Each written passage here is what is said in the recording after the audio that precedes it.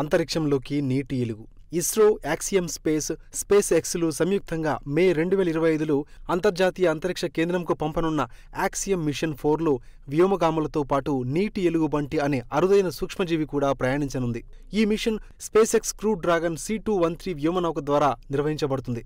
14 నుంచి 21 రోజుల పాటు ISSలో ఉండే ఈ మిషన్లో 4 వ్యోమగాములుంటారు. టార్టిగ్రేడ్ ప్రత్యేకత: నీటి ఎలుగుబంటి అనేది 0.3 నుంచి 0.5 మిల్లీమీటర్ల పొడవున్న సూక్ష్మజీవి.